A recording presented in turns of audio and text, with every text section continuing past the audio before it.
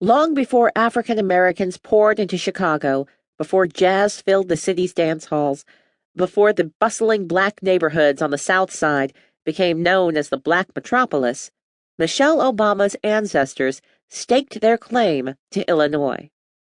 Big city 20th century Chicago did not exist when her forebears settled in the sleepy, rural southernmost corner of the state that juts into Kentucky like a pointed finger, the spot where the waters of the Mississippi and Ohio rivers meet and mix.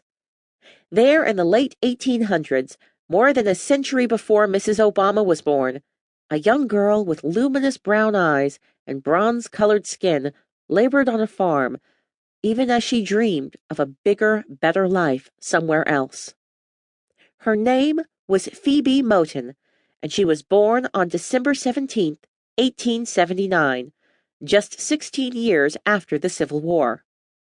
We all have our beginnings, those places where our stories first unfold. Phoebe would take her first steps in Villa Ridge, a tiny hamlet in Pulaski County, Illinois, with rolling green hills and rich black soil, where sweet strawberries ripened in spring and winter wheat sprang from the earth after plantings in the fall.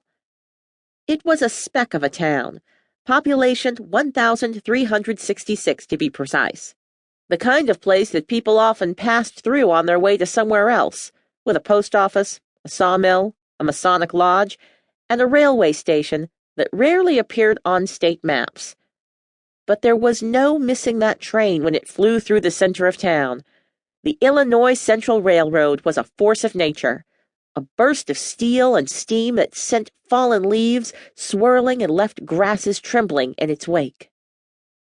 Phoebe would grow up watching that train, on its way to and from small towns and big towns, from Cairo to Chicago and from Chicago to Cairo, carrying people and produce to places she had never seen.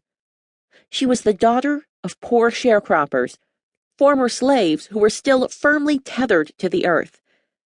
At the time, landless black farmers in Villa Ridge were trying to plant their way to prosperity, filling borrowed plots with swaying rows of corn and wheat, tending milk cows and cackling chickens, and sowing and harvesting for their white landlords.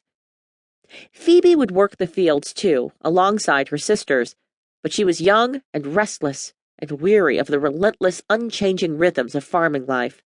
The sight of that gleaming modern train would bring to mind other ways of living.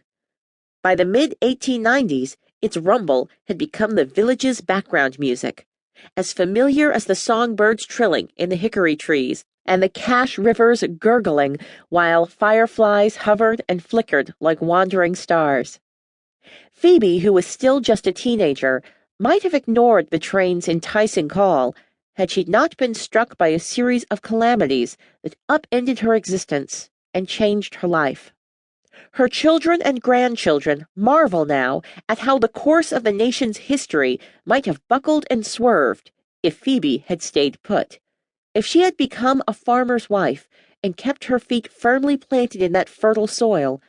If she had chosen that path, her great-granddaughter, Michelle Obama, might not have been born. Phoebe rarely indulged in such musings. She clung to the belief that her steps were divinely ordered, her path purposefully guided. Her destiny was foretold, she believed, long before she or her parents laid eyes on the promised land of Illinois. Sometime around 1899, on the eve of a new century, Phoebe would say farewell to Villa Ridge. Her children have little doubt as to how she left. One day, they believe, before her 20th birthday, Phoebe finally took her place on that train. She was heading north.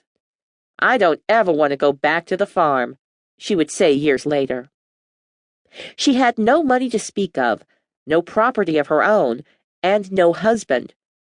She was a country girl, about 5 feet 5 inches tall, and just venturing into adulthood. Yet between 1899 and 1908, Phoebe would travel to 4 different cities, each one a little bigger than the next, each one a little farther north.